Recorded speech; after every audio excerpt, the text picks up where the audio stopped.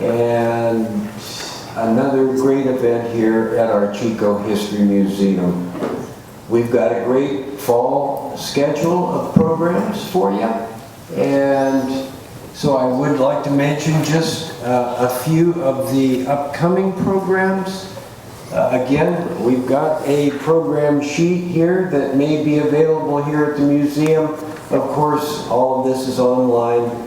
But again, next week, we've got another great program with Michael Brown and his presentation on the electric railway system that used to run right here from Chico down to the Bay Area, beginning with the Northern Electric in the early years of the 20th century, and then all the way to the post-World War II era, when the electric rail system here in California was really discontinued as our car culture swept over the top of it and really has left us without that electric system that was once fully here. So we've got that. I think there are 6 different programs here on our list, and I think we've got, 3 and a 4th developing special program that will be right here in the museum there. So keep your eyes open for that, including, I think 2 weeks from today, Rod Thompson, a professor of history there at Chico State, a local Chico guy, and he's going to come in and give us a good program on the Ku Klux Klan in Butte County, 1924 to 1950. Rod's a great person, does a lot of great local research, and he's written an article for the Diggins, the Butte County Historical Society's publication on this subject. And so he'll be in to tell us about it here. So that'll be great. Again, I do want to just stand here for a moment and recognize and commend our Chico History Museum people here who just continue to put so much into this spot, and all of the different little pieces of a bigger picture to keep this alive and up and running and clean and nice outside and inside and repaired and new exhibits. A bunch of really good people. I really respect them all.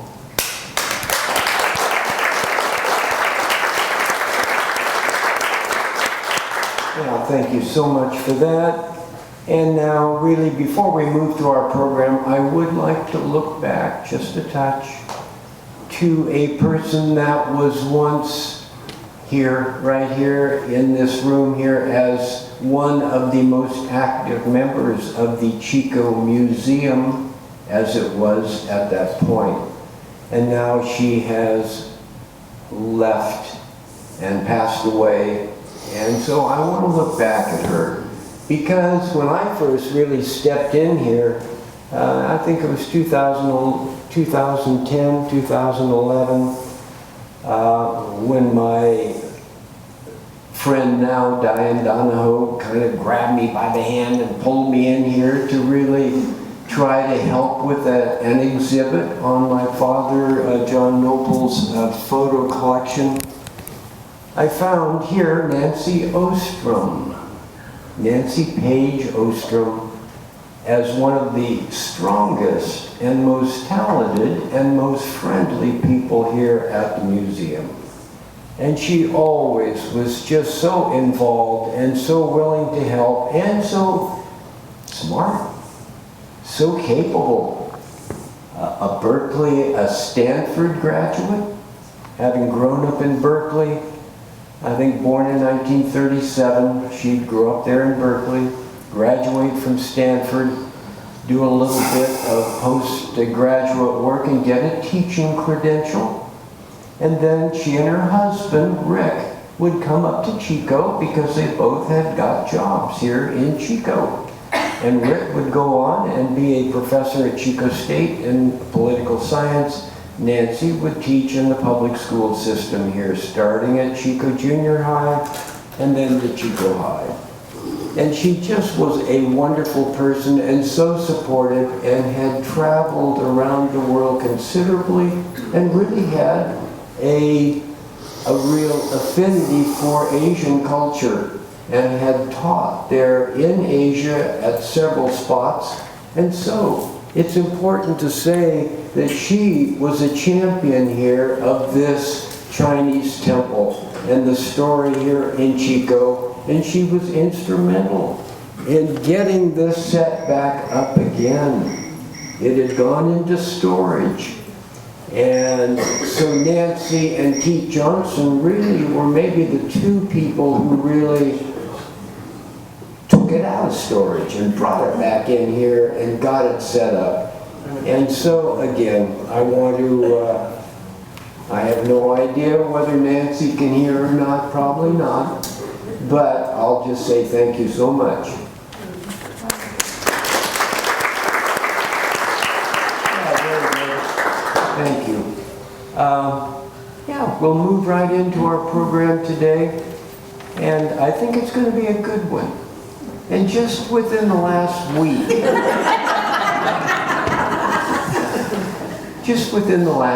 I was out at Costco. I don't go in there a lot. My wife goes in and does all of our shopping, and so I was out in the car reading a copy of the Dogtown Territorial. It was I think a quarterly publication that came out of Paradise for decades, and a very good historic magazine that published articles by a wide range of authors. And there, I just found in there an article by Paul Bowman. 1992 was the date of the magazine itself. So with that, I just say that our presenter today, Paul Bowman, has been at study and presentation for decades on local history themes. Paul grew up mostly in Paradise, and there running around the edges of Paradise and out into the undeveloped area far and wide, Paul quickly and early really developed a real interest in the things he often found out there, walking around, roaming around, rambling about, things from days gone by. Mining, of course, had been big all through the area. Timber harvesting, and certainly native people that had even been there before those particular activities. So really, from his early boyhood, Paul's had a real interest in this local area. He's done considerable research and writing. And again, I think this is his second, maybe third program right here at, right here at the museum. So it's my pleasure to introduce Paul Bowman.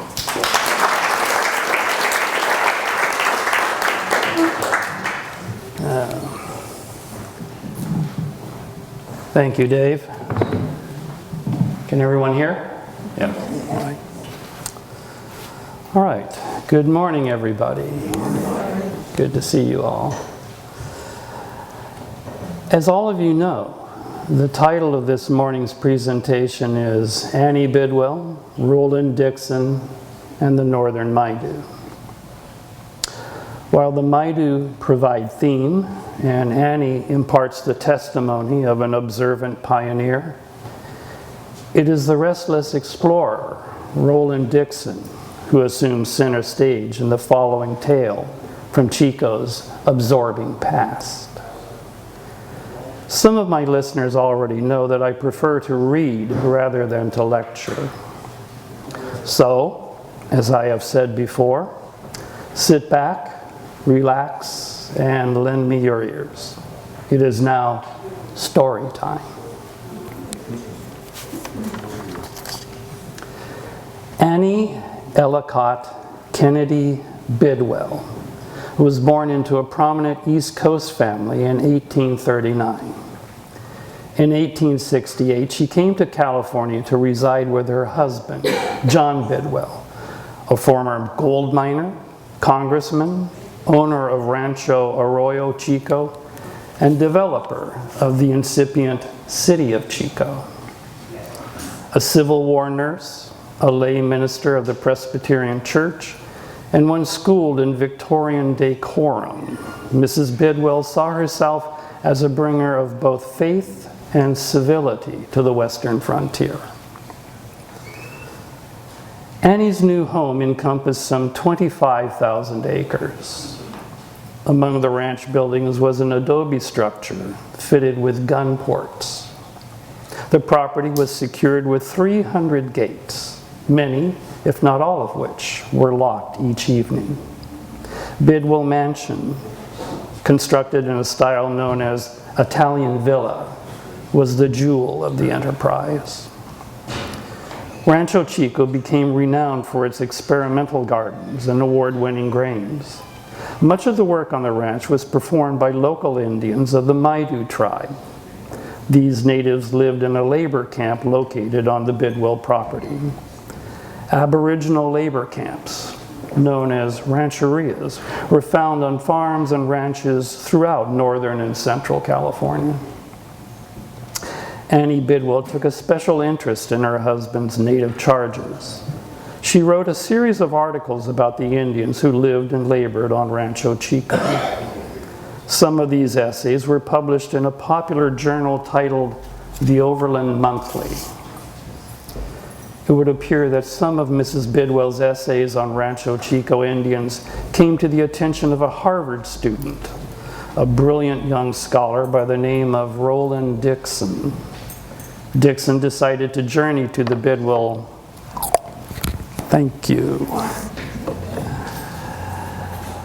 Dixon decided to journey to the Bidwell Ranch and to learn what he could about Maidu culture. Roland Barrage Dixon was born in Worcester, Massachusetts in 1875. While a youth, Dixon decided upon a life plan, a scheme which would revolve around scientific research. He chose anthropology, with emphasis on ethnography. Ethnography is the description of specific cultures and ethnic groups. Dixon happened to be in possession of a phenomenal ability to retain and categorize information. He did not have what we call a photographic memory. He had what is known as an encyclopedic memory, an ability to recall the details of all he had read and observed. Roland Dixon enrolled in Harvard University and graduated with the class of 1897. He first came to Rancho Chico in 1899, a year after receiving a Master of Arts degree. Pursuing postgraduate studies, Dixon arrived armed with background in archaeology, gained in Ohio, and ethnographic experience, obtained in Alaska and British Columbia. This latter credential was secured as a participant in the famed Jessup North Pacific Expedition, a mission which included the pioneering anthropologist Franz Boas. Dixon's work on the Maidu was performed as part of the Huntington Expedition, a research forum sponsored by the American Museum of Natural History. Arrived in Chico, Dixon interviewed Maidu ranch hands. He also took photographs of a native assembly lodge, an impressive earth-covered structure located on the Bidwell property. From Rancho Chico, Dixon expanded his search for culture facts. Penetrating the Butte County outback and beyond, he sought out Maidu residing on remote ranches or dwelling in isolated foothill hamlets. He had little interest in contemporary Maiduan life. Dixon considered talk of prospecting for gold, hunting with rifles, or cooking with cast iron kettles as only so much irrelevant modernity. Like many another early ethnographer, Roland Dixon wanted to construct an accurate picture of a traditional native culture. Toward that end, the note-taker from New England paid close attention to elderly Maidu, informants whose recollections extended to time prior to the appearance of Euro-Americans. He also enlisted the aid of settlers who were familiar with the Aboriginals and had contacts which would lead to interviews. Dixon's native hosts talked, and they also showed him samples of traditional native crafts. There were painted bows and arrows, tightly woven baskets of varied shapes and sizes, and fish nets and salmon harpoons, together with examples of intricate bead and feather work. The student attended dances, witnessed ritual, looked at petroglyphs, and took notes on dialect. Come 1900, Dixon returned for another season of fieldwork. It was also the year he received a doctoral degree from Harvard. His dissertation was on the Maidu language. That same year, Annie Bidwell found herself a widow and some $400,000 in debt. Faced with foreclosure and eviction from her mansion, she summoned the necessary resolve and achieved solvency through a systematic sale of Rancho Chico properties. Graciously, Annie gifted the city of Chico with a scenic stretch of land along Big Chico Creek, an endowment now known as Bidwell Park. Roland Dixon suspended the season of 1901 for research in Germany and a trip through northern Mongolia and Siberia. Ultimately, Dixon spent 4 seasons among the Maidu, during which time he began to study additional native California peoples. After completing his investigation of the Maidu in 1903, he devoted an additional 2 seasons to ethnographic studies, concluding work among the Wintu, Yana, Shasta, Akamawe, Atsugewe, and Chimariko Indians. Roland Dixon's 5 seasons in Northern California represent a major inquiry into what was the state's little-known native cultures. The published results of his first 3 seasons of fieldwork remain primary sources regarding Maiduan language, tradition, and early lifeway. This body of research includes the aforementioned monograph, The Northern Maidu. A classic of early ethnography, The Northern Maidu was published in 1905 by the expedition sponsoring American Museum of Natural History. The recognition Dixon received for his work in California served as a springboard to a career in anthropology. He expanded his ethnographic odyssey, conducting extensive travels through the Orient and the Pacific, seeking remote peoples who practiced ancient customs. Knowing French, German, Italian, Russian, and all of the Scandinavian languages, Dixon was able to keep abreast of the growing literature of ethnography. Almost literally, he knew everything that had been written on the primitive peoples of Asia, Oceania, and the 2 Americas. Naturally, Roland Dixon taught anthropology, making a transition from Harvard student to Harvard professor. Students typically came out of Dixon's lectures shaking their fingers, cramped from the volume of note-taking. The Harvard University campus includes the Peabody Museum of Archaeology and Ethnology. Along with his professorship, Dixon became the Peabody's curator of ethnology, as well as secretary of the museum faculty. He also served as museum librarian. Dixon is credited with transforming the Peabody's modest collection of reference materials into one of the world's leading libraries of anthropology. Annie Bidwell, mistress of Rancho Chico, municipal benefactress, and contributor to the Overland Monthly, passed away in 1918. She was 79 years of age. Roland Dixon died in 1934. He was 59. All his adult life, Dixon followed his own agenda, set his own standards, and pursued answers to his own questions. His published contributions to the study of culture were both profound and uniquely his own. Today, he is regarded as one of the most erudite ethnographers of all time. So let's conclude this morning's program with a visual tour of the Northern Maidu. Annie Bidwell of Rancho Chico and Roland Dixon of Harvard University will be our guides.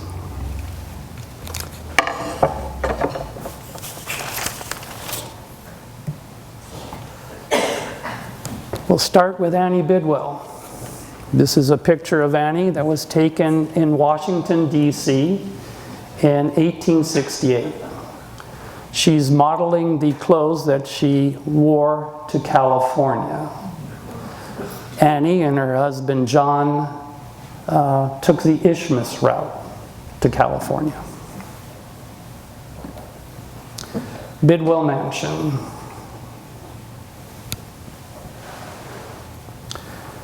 An interior view of a portion of the mansion. The Bidwells played host to a number of very interesting people. The woman you see here at the foot of the stairs is Susan B. Anthony.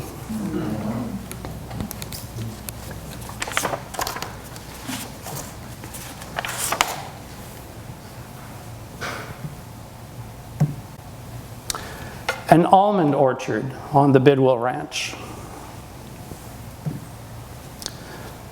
Some of the Bidwell's Rancheria Indians shelling almonds. Chinese laborers harvesting grapes in the Bidwell vineyard. Fruit drying in trays on the ground on Rancho Chico.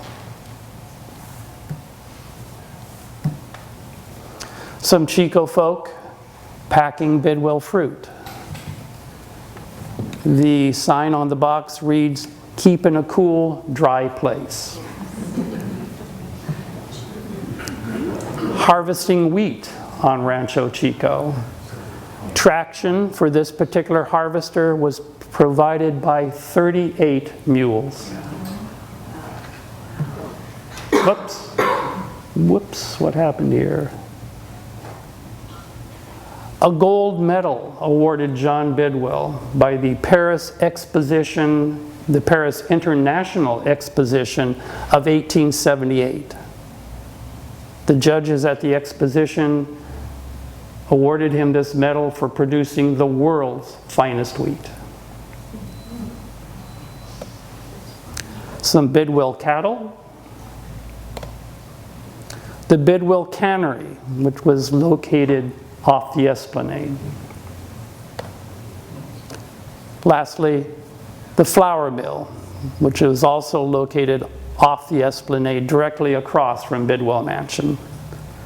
This brick structure was demolished in 1963. So that was Annie's world. But there was a world within Annie's world, and that was the Chico Rancheria. This is a view of a portion of the Rancheria taken in 1888.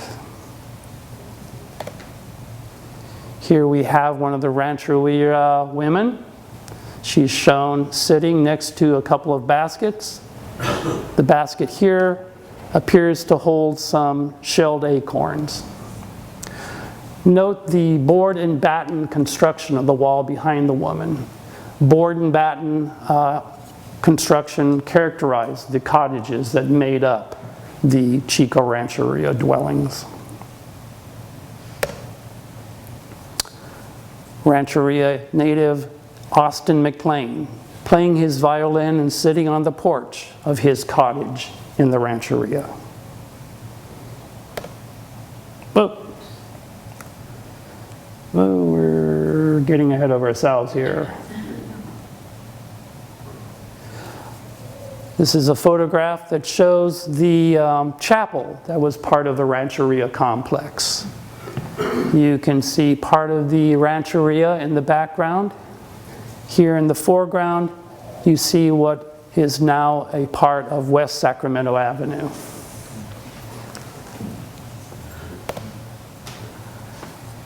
This was the Assembly Lodge, which was a part of the Rancheria complex. It is what is known as a semi-subterranean earth-covered lodge.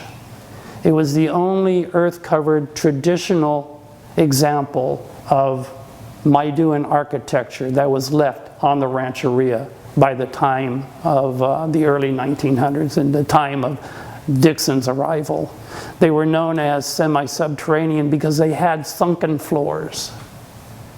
This was like a multi-purpose auditorium, you might say. Now, this is a photograph taken in the Bald Rock area on the east side of Butte County. In the foreground, you see some Maidu men. They're engaged in a gambling game. In the back, you see what is known as a roundhouse. When the Maidu first became accustomed to using boards and shingles, they devised a very unique architectural innovation known as the roundhouse. The exterior walls were circular, the roof was more or less conical in shape, and there was a smoke hole at the top. When Dixon arrived in California and began his ethnographic work, time and time again he would have interviewed Maidu living in roundhouses. This is another photograph also taken in the Bald Rock region. It shows an assembly lodge. It's not earth covered like the one that was in Chico. It's a modern, if you allow me to say the word modern, it was a modern assembly lodge built in the roundhouse style. And here he is. This is Roland Dixon. I believe this photograph was taken in 1915. He would have been 40 years of age. How did an ethnographer in a place like Butte County get around? Well, one way was to ride a horse, or, as in this example, ride a mule. This is John Bidwell, Annie Bidwell's husband, and this is his mule. The mule was named Linda. Dixon could ride the train. This photograph was of a train. It is taken in the Feather River country.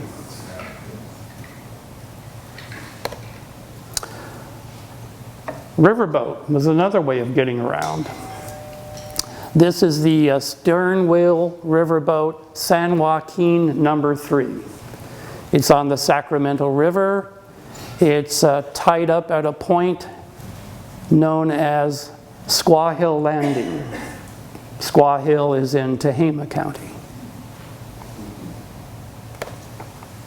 One could ride the stage.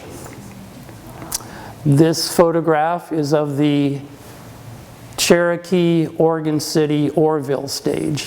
The photograph was taken in 1892. Note the driver, Amy Morrison.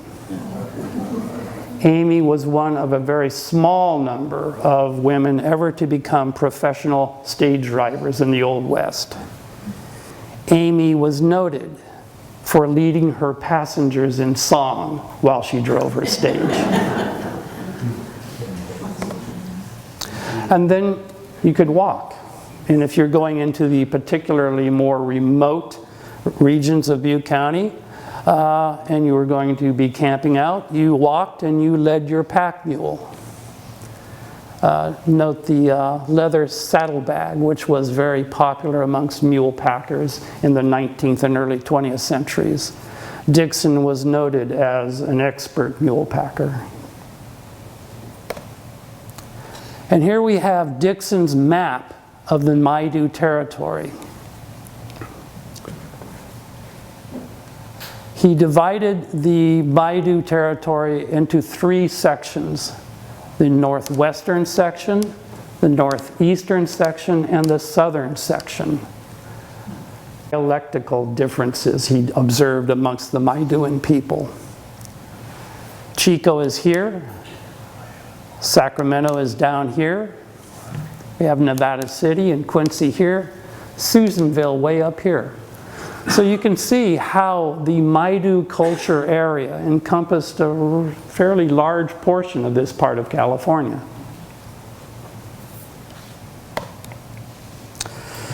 Now, let me turn to some notes.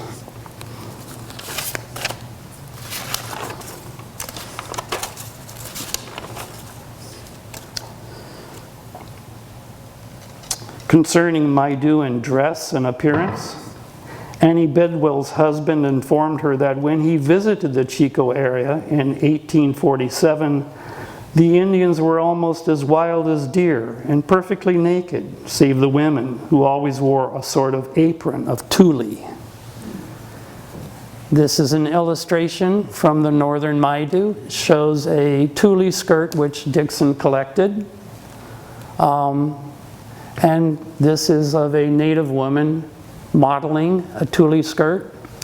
They tended to bunch up in the front and in the back and give the appearance of being aprons rather than skirts.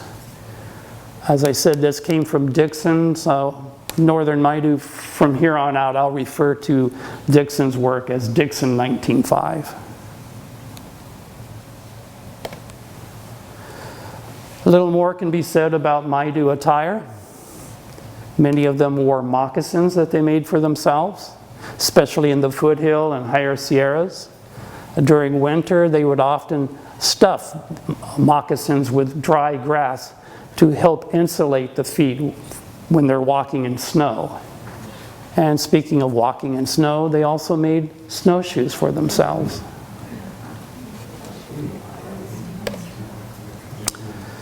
We were talking about ornaments. This is a engraving from Hutchings, California magazine. It shows a native girl and she's wearing ear ornaments, rather large ear ornaments that were fitted onto or fitted through pierced earlobes. The earring, explained Mrs. Bidwell, was really a little wooden stick which was thrust through an opening in the ear, leaving the feather ornaments alone exposed to front view. So here you can see some of the ear ornaments of the type that Annie was talking about. This one includes a pendant along with the feathers. This one is made of bird bone with an incised geometric pattern for decoration. These were very popular amongst both Maidu men and women. The Maidu were very fond of necklaces. This one is composed of clamshell beads and abalone pendants.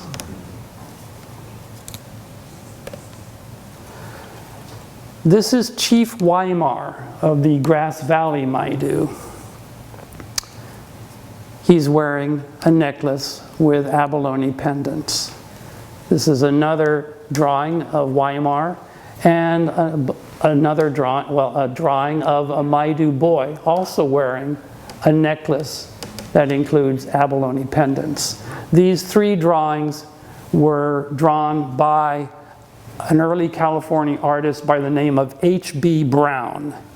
He took a particular interest in the Indians of the state.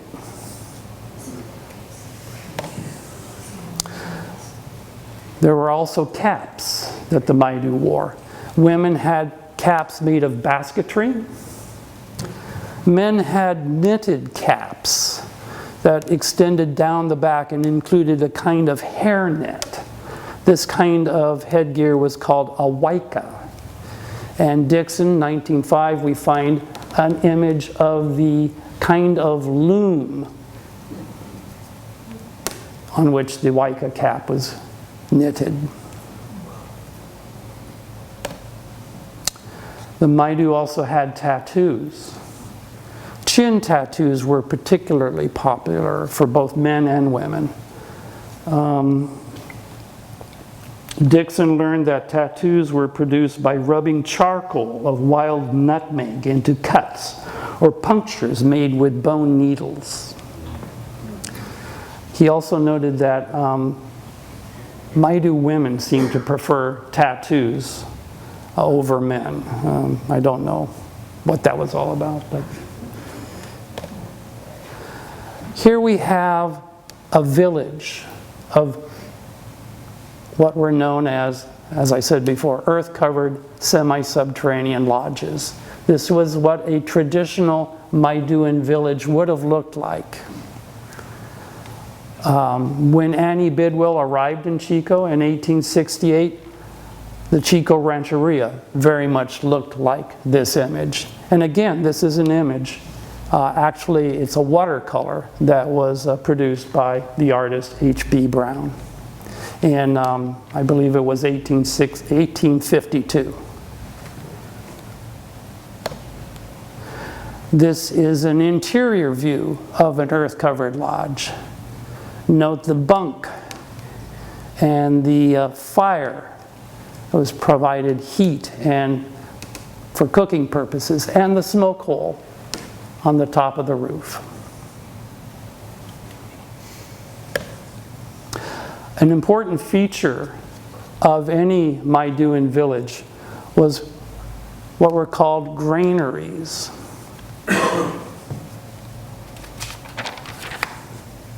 Granaries were small silo-like structures capable, according to Dixon, of holding from 8 to 10 bushels of seeds, nuts, or acorns.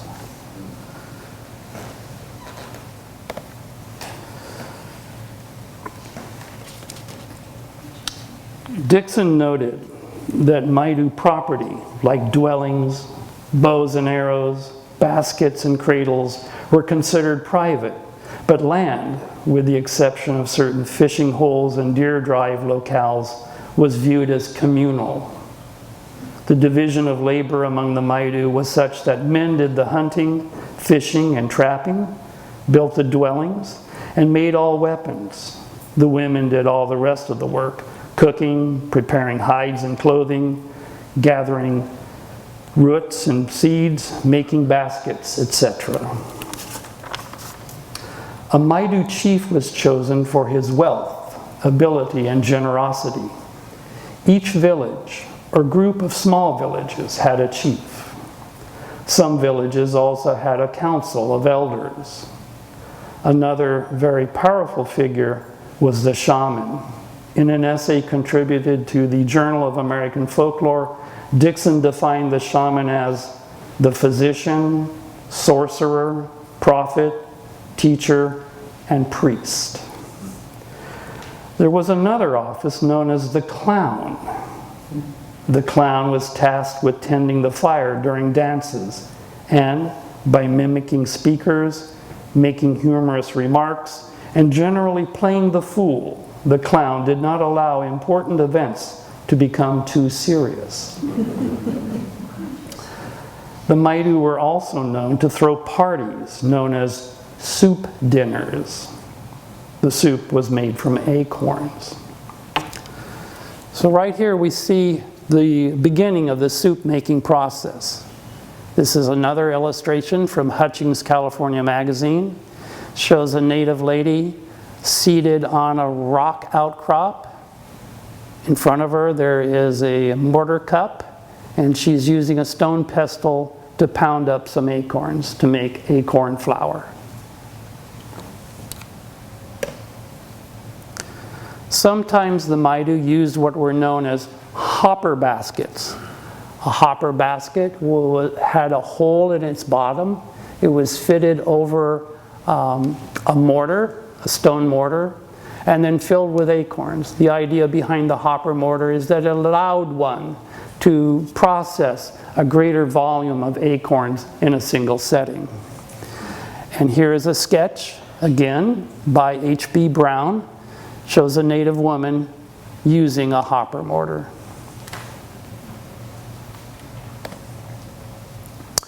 Here's the end of the process.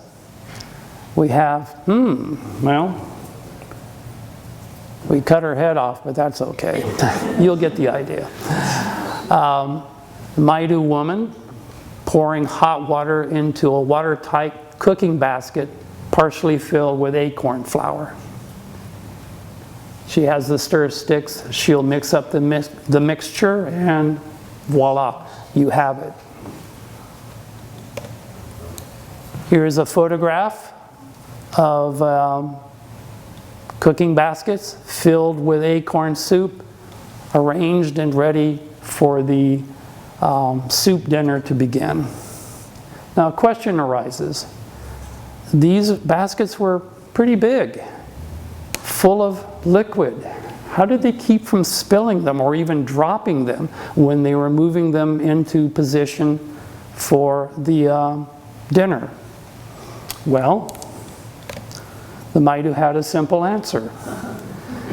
They would tie a rope around the basket, which served as a handle, and they'd get together some men and they would pick it up and move it wherever it was wanted. Now, they would serve more than just soup at a soup dinner. They'd probably have something like maybe a little salmon or some elk meat. The MAIDU were also appreciative of sweets, and they would make berry cakes. This is an illustration from Dixon 1905. Annie Bidwell adds that the MAIDU were also very fond of crystallized honeydew.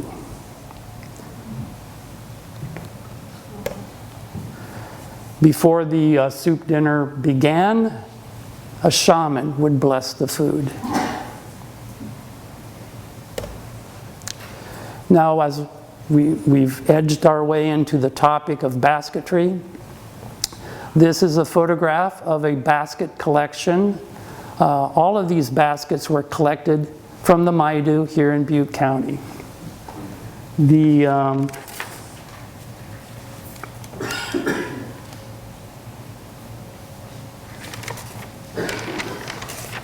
collection was made by a Colonel Robert Green. Colonel Green was a pharmacist and a resident of Orville.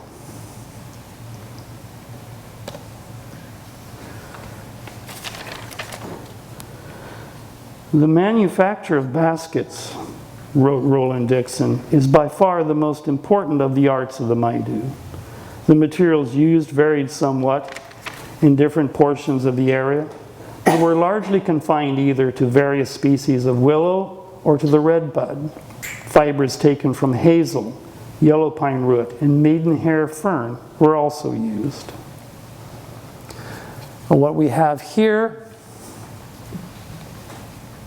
is an illustration of how the baskets were made. There were two basic techniques, the coiling technique and the twining technique. And during his study of the MAIDU, Dixon realized that baskets of different shape and size were employed for different functions. So, baskets A and B served as bowls or dippers or as receptacles for odds and ends. Baskets C and D were used as cooking baskets. Baskets E, F, and G were cooking baskets or food storage baskets. Basket H was used as a burden basket. I and J served as food trays or as lids for other baskets. And this is an image from Dixon 1905. It shows a bone owl that was used to compress the fibers while a twine basket was being made. As I already indicated, many MAIDU baskets were watertight. The MAIDU were also adept at feather work. This is a cape Most of these capes were made of hawk feathers. This example, which comes from Dixon 1905, I believe is composed of wild turkey feathers. They also made feather crowns and feather coronets. These things would have been worn on special occasions. And the Maidu loved pendants of various sorts. They would add them to just about everything. These two pendants, these square cut pendants, are made of feather, and they were known as tremblers. Now, we come to the topic of notable technologies. One of the most commonly seen technologies of the Maidu was the burden basket tump line combination. Burden baskets were made for collecting everything: firewood, acorns, seeds, roots, whatever needed to be transported. It was common to see Native women in early California with these baskets on their backs, held in place with a tump line that went across the forehead. Later on, Indians would use them for things we wouldn't normally associate with Indians, like toting your gold pan. It's interesting to note that the historian Herbert Howe Bancroft estimated that 60% of the participants in California's gold rush of 1848 were Native Californians. There was also the tump line and cradle combination. This is a cradle frame, has a wooden frame and a centerpiece and a sun visor made of twine basketry. You would wrap up an infant, tie him or her to the cradle, attach the tump line, and mom and infant were ready to go.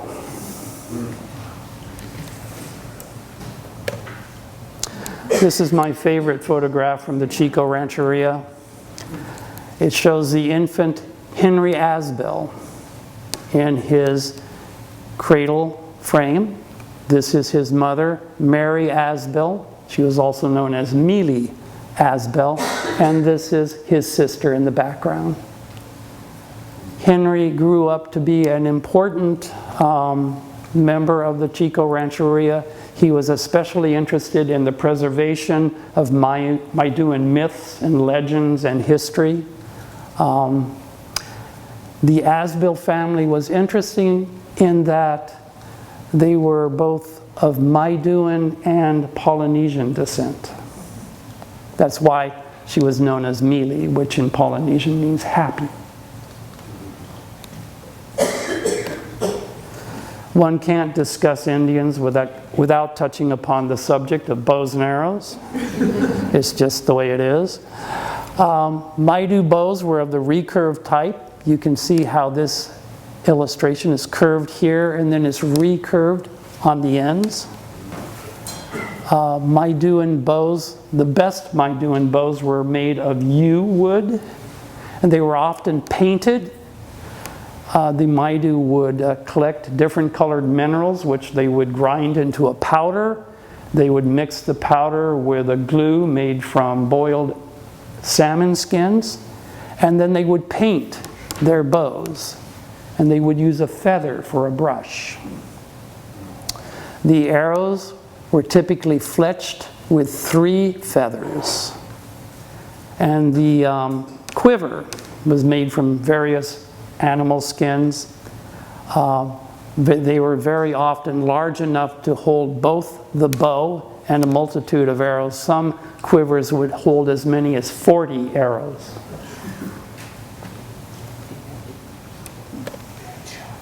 The Maidu were adept at carving soapstone. Soapstone abounds here in the foothills of Butte County. These are tubular pipes which the Maidu carved for smoking wild tobacco. This soapstone bowl. And this is a very rare piece of carving, soapstone carving. This was found, it's actually plowed up in El Dorado County.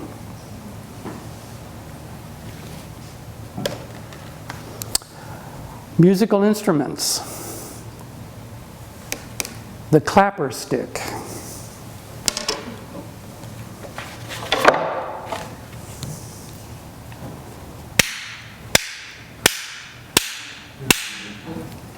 Clapper stick. Rattles, elderwood flute, bird bone whistle. The MAIDU also had what was called the musical bow. It was like a miniature hunting bow. The string was held in the mouth. The mouth served as a resonance chamber. It could be plucked, make a melody. Couldn't find an illustration of a musical bow. The MAIDU practiced both inhumation and cremation. This is a 19th century engraving showing a native cremation ceremony. Note the anguish expressed by the participants in the cremation ceremony. The MAIDU also had what was called a burning ceremony. They would take baskets, handkerchiefs, shirts, other articles, and they would hang them on poles or hang them on the limbs of trees. And they would perform a ceremony, and after the ceremony was concluded, they would take these items down off the poles and the trees and throw them into a bonfire. The idea was to supply the deceased with items they might need in the afterlife. This photograph was taken in 1904 near Moortown on the east side of Butte County. Now we come to the topic of dance. This is a engraving from Hutchings, California magazine. It's of a nocturnal native dance. You can see the dancers here. You can see the two native women in the background here. They're both wearing tule skirts. You can see that the onlookers, the audience, is composed of both Euro-Americans and natives. This looks like a pair of native canines. And here's the artist sketching the scene.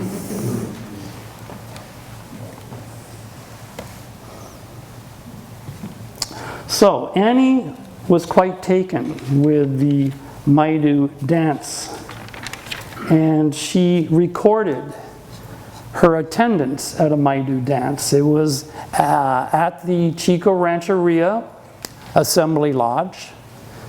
You would remember it was that large earth-covered structure. This is an illustration of the interior of just such a structure, again drawn by the artist H.B. Brown. It shows some men in a gambling, engaged in a gambling game. But the illustration gives a very clear idea of what the interior arrangement was like, with the posts, the joists, and the radiating rafters that supported the roof, the dome-shaped like roof. And you can see how it's semi-subterranean. This right here would be ground level if you were looking at it from the outside. Okay, so let me read to you what Annie had to say about MAIDU dance. Annie related that after the Rancheria Indians learned to speak English, I was invited by the women to attend an Indian dance, and on arrival was given a seat of honor near the door. Excuse me. In the center of the room was a bright fire of coals.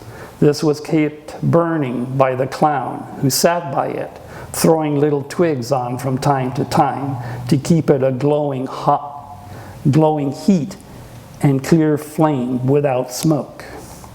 He had drawn a piece of hair between his eyes so that he could look at it so as to give a cross-eyed, wild appearance to his face. He moved his head around and he chanted and kept the fire going. Perfect stillness reigned in the building otherwise. On one side of the lodge sat the Indian men with their backs toward the fire, their skins shining like bronze in the lurid light. On their heads were various kinds of feather ornaments. Some looked like magnificent helmets made of the woodpecker's scarlet feathers, giving the appearance of scarlet plush, only more brilliant than could plush possibly be in that firelight. Wild as it was really an inspiring sight in its weird beauty. On the opposite side sat the women, dressed in white costumes, trimmed with red calico. The clown at the fire ceased his chanting. Suddenly there seemed to be violently thrown past me through the doorway huge balls of feathers following one after the other. This proved to be Indian men clad in capes of feathers reaching to their knees. Hawk feathers were stuck in their hair. In a twinkle, some dozen Indians were dancing around the fire, while the clown and some half-dozen Indians furnished music for the dancers with their particular chant and keeping time with their bare feet on the ground. This was kept up with intense vigor, dancing and music, until the forms of these Indians shone with moisture. Suddenly, with almost the same rapidity with which they entered, and with a great shout, the dancers sprang outside, one by one.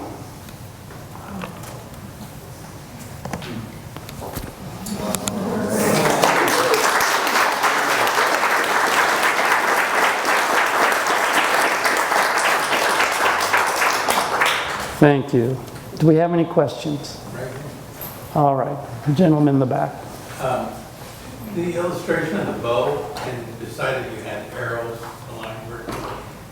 Was that to scale where the arrows really as long as the bow? Yes, that was drawn to scale.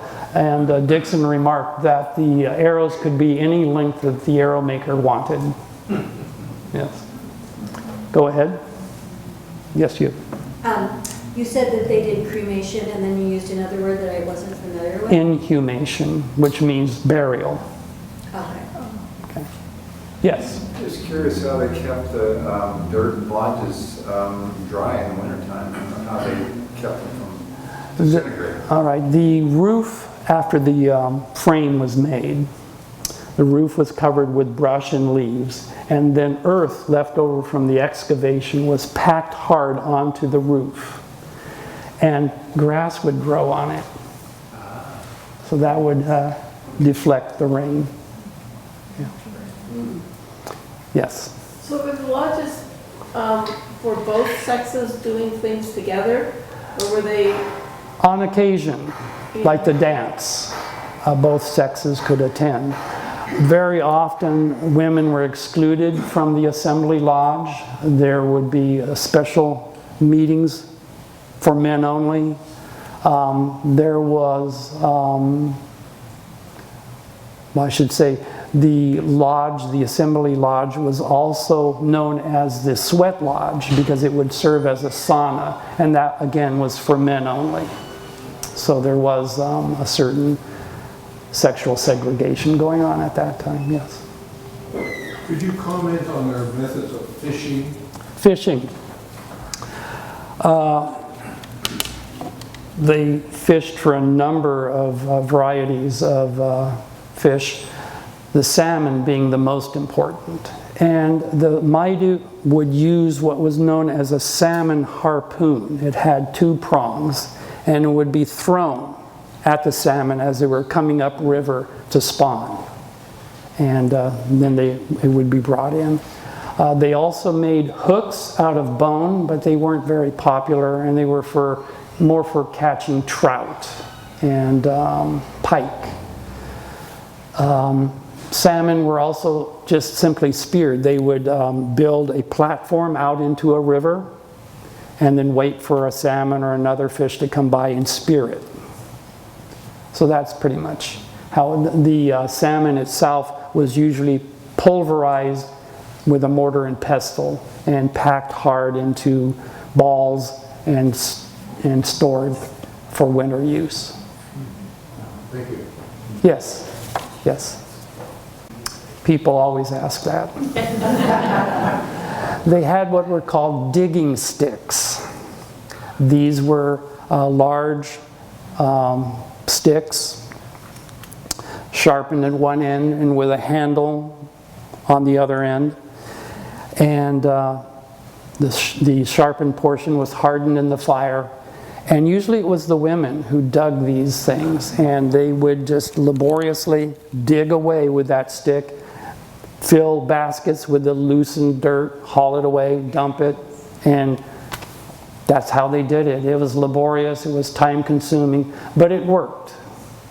I've been in caves where I have found rooms that were attached, rooms that made additions to the cave, and you can still see the scars of the digging sticks on the side walls of these rooms. So, yes? I had the privilege of going to some of these Indian dances. I still remember the chant that they used. You put your left foot in, you put your Yes, yes, yes, yes, yes. Yes, again. When you had the illustration of the feather work, Yes. you mentioned that the feathers were often hawks. Yes. But sometimes wild turkey. Yes. I thought the wild turkey were an introduced species on the West Coast. Was this like later? This would have been a later kind of thing, and sometimes they simply had to use whatever they could get. And so, yeah, I see wild turkeys, especially in the Orville area here in Duke County. There's quite a few of them.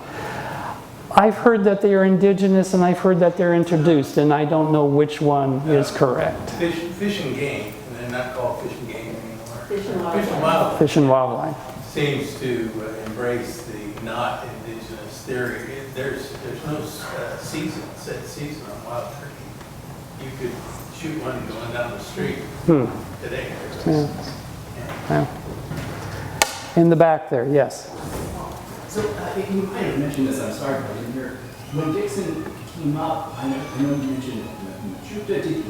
How extensive did he go to look for finding informants? I mean, did he go, was it a record? Okay, he started with the Rancheria Indians here in Chico, and then he expanded his search for the full extent of the Maiduan territory. So he was all the way down to Sacramento and all the way up to Susanville and everything in between.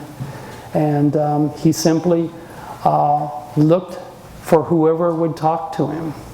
And like I say, it took 3 seasons just interviewing Maiduan people to produce the book that he ended up publishing called The Northern Maidu, which, by the way, has been republished by AMS Press. So it's available out there now. Yes. All the various Maidu groups have the same basic language. They did. They belonged to a linguistic family called Penutian. The Maidu language, though, was distinct, but there were different dialects within the Maidu culture area, and that's why he divided the Maidu into those 3 different sections. In the foothills, especially, the dialectical differences were very pronounced. The Maidu would tell you in the old days, you go 2 canyons over and they talk different. Any more questions? Yes. You said that the Rancheria was on Bidwell property. Yes. So was there another group then down on the Patrick property, south of town, with the 4 Butte 1 excavation? So you're referring to the Machuta people? Yeah. Yes, okay. Let's go back to answer your question. Let's go back to Dixon's map at the very beginning of the presentation. There it is. Chico is here, and the Mechoopda village is to the southwest, or the southeast rather, here, about 10 miles distance. Apparently, we could talk for hours on the topic. Apparently the Mechoopda people moved around some, especially during the historic period. They were working for different people in different locales, doing different kinds of things, and eventually they ended up in Chico, on the Bidwell property. That was not uncommon for native Californians during the historic period. Tribal boundaries, the boundaries of different villages broke down because their population was reduced, and the game and the resources that they relied on for a livelihood was also reduced, so they had to go to work for settlers. They didn't have much choice. It was either that or life on a reservation, and that wasn't necessarily very pleasant. So like other native Californians, the Mechoopda moved wherever the work was, and so they ended up on the Bidwell property working for John. Yes? Was it language or self-identification that would distinguish the Maidu from the other groups? Okay. The Maidu did not have a tribal name for themselves. So, Maidu in the language of the Maidu means people. And so it was an amateur anthropologist by the name of Stephen Powers who gave them the tribal name Maidu, and it stuck. And that's the same for many of the tribal peoples in California. It was an anthropologist or a historian who gave them their name, and it usually was their name for people. And would differentiate them from these other areas by language? Language, there were different linguistic families in California, and different cultural differences, and so it was the task of early ethnographers like Dixon to figure out what were the boundaries between these different cultures. It was an enormous task, and today we are the beneficiaries of the early work established by these people like Dixon. Any other questions? Thank you. All right.